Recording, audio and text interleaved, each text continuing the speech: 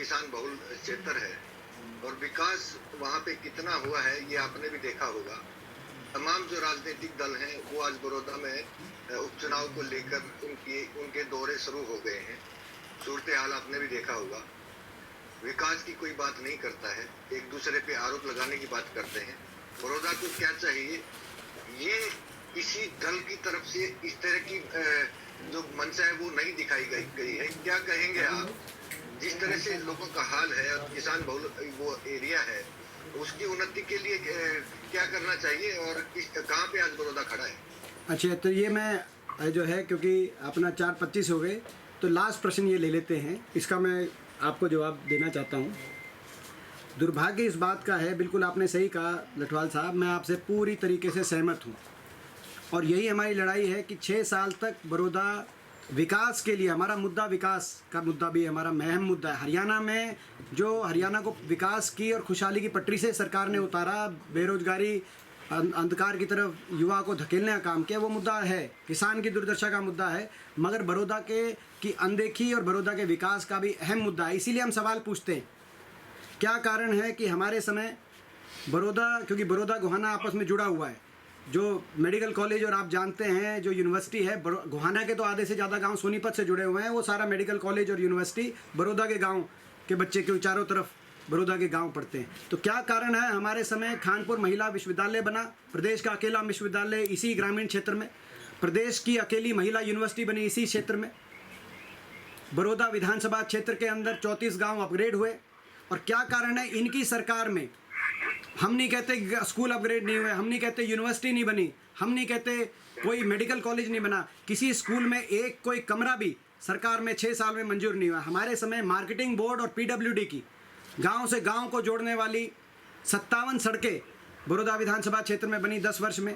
क्या कारण है कि इनकी सरकार में एक भी सड़क मंजूर नहीं हुई? क्या कारण है, हमारे समय 10 पावर हाउस, बिजली के पावर हाउस बड़ौदा विधानसभा क्षेत्र के अंदर बने, इनके समय बड़ौदा के एक गांव में एक भी कोई पावर हाउस मंजूर नहीं हुआ। हमारे समय खेल के 21 स्टेडियम, बड़ौदा के अलग अलग विधानसभा 54 गांवों में से 21 गांवों में खेल स्टेडियम बने, इनकी सरकार में एक भी कोई खेल स्टेडियम बड़ौदा के अंदर नहीं बना। क्या कारण है कि हमारे समय 2 नेशनल हाईवे बड़ौदा विधानसभा क्षेत्र के लिए मंजूर हुए, रोहतक गोहाना पानीपत और दूसरा जींद गोहाना सोनीपत, जिस पे एक पे तो बन के तैयार हो गया था, दूसरे पे 2013 में नोटिफिकेशन हुआ जींद गोहाना सोनीपत वाले पे, जिस पे 6 साल से काम भी शुरू नहीं हुआ। अब जाके जब इलेक्शन डिक्लेयर हुआ तो गडकरी जी का कार्यक्रम करके उस पर काम शुरू कराने की बात की गई।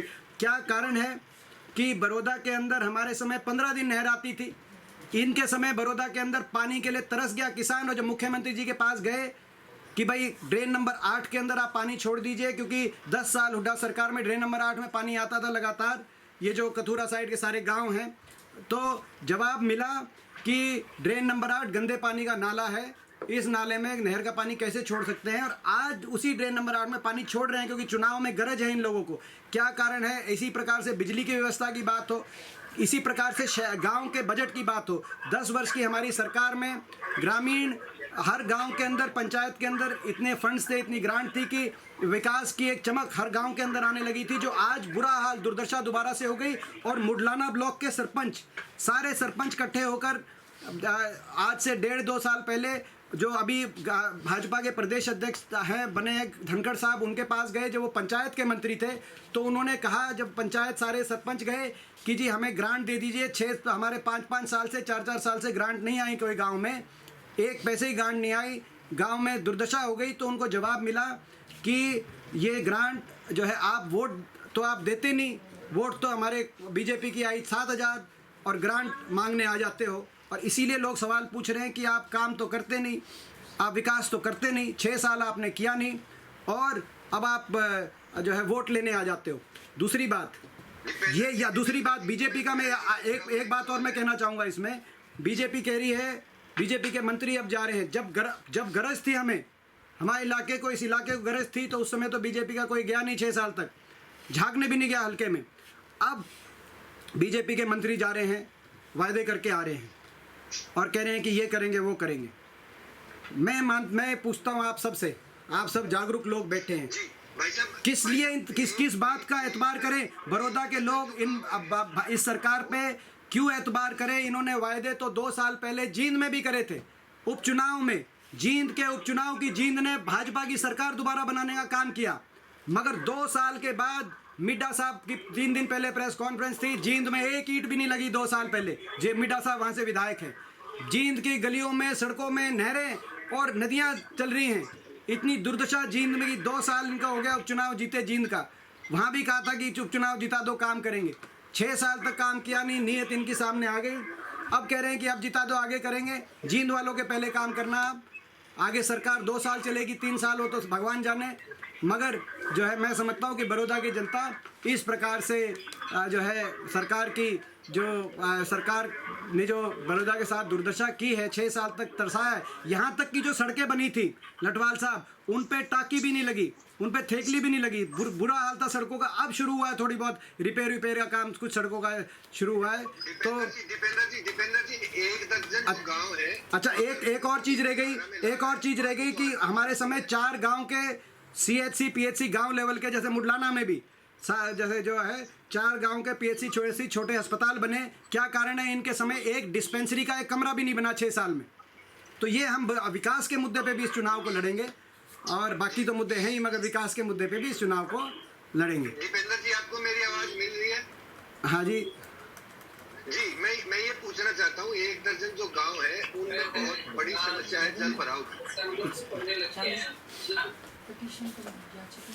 उनको लेके क्या सोचते हैं और किस तरह से उनको मुख्य धारा में लाया जाएगा? क्योंकि लंबे समय से वो गांव। सही बात है लटवाल साहब, मेरे को आप दिख नहीं रहे, मगर मेरे को आपकी आवाज़ सुन गई है। लगभग 7-8 गांव ऐसे हैं जिसमें से 5-6 गांव बहुत ज़्यादा पिछले 3-4 साल से, हर साल 4 साल हो गए होंगे, 3 साल, मैं हर साल बारिश में इन गाँव में मैं निरंतर मैं जाता हूँ। और ये जिसमें बनवासा, गढ़वाल, छपरा, कथूरा, कुछ हिस्सा जिसमें सांगी का भी आता है, कटवाड़े का भी आता है, जो कि कलोई हल्के के गांव है 2। मगर ये जो पूरी बेल्ट है गोइंग अप टू धनाना, इस बेल्ट में पिछले कुछ वर्षों से बहुत ज़्यादा जल भराव की समस्या उत्पन्न होने लगी है। पहले कम थी, मगर अब पिछले 3-4 साल से बहुत ज़्यादा जल भराव की समस्या होगी। इसका स्थायी समाधान 2 चीज़ें हैं। मैंने 2 चीज़ें सरकार से मांग करी है और लगातार 3-4 साल से मैं कर रहा हूँ, मगर जवाब तक नहीं मिला अभी तक किसी सरकार के नुमाइंदे का। और आज भी इलेक्शन डिक्लेयर नहीं हुआ है। आप लोगों के माध्यम से मैं मांग करता हूँ, खुले मन से मांग करता हूँ, मैं धन्यवाद करूँगा। सरकार एक तो स्थायी ड्रेन की घोषणा करे कि एक ड्रेन खोदी जाएगी। सरकार में से ये लोग हैं, हम केवल अभी तो ये स्थायी ड्रेन बने ताकि इसका एक स्थायी समाधान हो। दूसरा, जो ये सारा जल भरा हुआ है, 4 साल से मुआवजा नहीं मिला इनके। वो तो कटती है अपना जिसको आप कहते हैं बीमा योजना के तहत सारे किसानों का, मगर ये जो है कई 100 एकड़ में ज़मीन खराब हो जाती है जल भराव की वजह से। उनमें सरकार ने 4 साल से कोई मुआवजा नहीं दिया। कम से कम इस साल, अभी इलेक्शन है, इलेक्शन का ही मान के हम भी धन्यवाद कर देंगे सरकार का। आप घोषणा कर दो कि भाई हम विशेष गिरदावरी करके मुआवजा देंगे। इससे खूब मैं ज़्यादा सच्चे मन से कोई और अपील नहीं कर सकता सरकार से। मगर दुर्भाग्य ये है कि मैं जब मैं ये पहला जल भरा हुआ था, पहली बारिश के बाद, मैं लगभग 1 महीने पहले भी इन गाँव में गया था, या हो सकता है 20 दिन हुए हों जो है। तो तब से लेकर अब तक सरकार ने कुछ नहीं किया। सरकार के एक मंत्री आए, उन्होंने कहा कि भाई हम कथूरे में, मैं कल गांव में गया था, उन मंत्री ने ये कहा कि भाई हम ट्यूबवेल रखवा देंगे, अपना मोटर रखवा दो, हम 24 घंटे बिजली दिलवा देंगे, क्योंकि वो बिजली मंत्री संबंधित थे। मगर उसके बाद 15 दिन हो गए, बिजली तक नहीं आई। ये तो इलेक्शन के टाइम है, इतना ध्यान तो करें, इलेक्शन में दे रहे हैं ये बिजली दे दो 24 घंटे, हमारे अभी मोटर रख के कम से कम पानी तो तेज़ी से निकल जाए। ये तब है जिस साल ये इलेक्शन है। 4 साल से जब मैं देखने जाता था, सरकार का कोई नुमाइंदा नहीं गया आज तक। ये भी ऑन द रिकॉर्ड मैं कहना चाहता हूँ। कोई भाजपा का, कोई छोटे से छोटे ब्लॉक लेवल का भी कोई आदमी, कोई सरकार का नुमाइंदा, DC SDM, जब ये 6-7 गाँव में हर साल ये पिछले 3-4 साल से बड़ी समस्या आती है, तो ये कितना ग्रामीण क्षेत्र को लेके कितना दर्द मान रही है सरकार, कितनी संवेदनशीलता से चल रही है। और केवल किसान का मुद्दा नहीं है, इसमें कई गांवों में तो इतना पानी भरता है कि गरीब आदमी के घरों तक दरार आने का काम हो जाता है। जैसे कथूरा और जो है कथूरा की बात है, बनवासे की बात है, इसमें रिंडाना भी आप जोड़िए। तो अपना मगर दुर्भाग्य है कि असंवेदनशीलता से और बड़ी बड़ी बातें करके धरातल से परे ये सरकार की कार्यशैली रही है, जिसका हमें अफसोस है। मगर बड़ौदा की जनता तैयार है इसका जवाब देने के लिए। जी धन्यवाद। हाँ जी, हाँ। अच्छा, समय हो गया है आपका, 4:30 तक का समय हमने लिया। आप हेलो, आप सबका किसी का बहुत ही कोई अत्यंत हो तो आप कोई रह गया हो तो, नहीं तो आप सबकी इजाज़त हो तो इसको समाप्त करें। Thank you. आप सबका धन्यवाद। और कोरोना में आप अपना सबका ख्याल रखिए, क्योंकि जिस तरीके से हम श्रद्धांजलि भी देते हैं, अभी उत्तर प्रदेश के 2 कैबिनेट मंत्रियों की जो का देहांत की खबर आई, बड़ी पीड़ादायक रही और रिकॉर्ड नंबर बढ़ रहे हैं। हालांकि ग्रोथ, आज खबर आई है कि ग्रोथ थोड़ा सा कम हुआ है, मगर अभी सभी को ध्यान देने की आवश्यकता है। तो आप लोग भी अपना ध्यान रखें। और आप सबसे बात करके बहुत अच्छा लगा। आप सबका बहुत धन्यवाद जो आपने समय निकाला।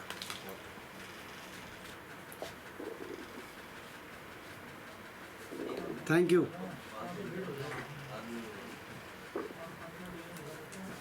ये बंद हो गया क्या? नहीं हुआ अभी। देखो बंद नहीं हो रहा भाई।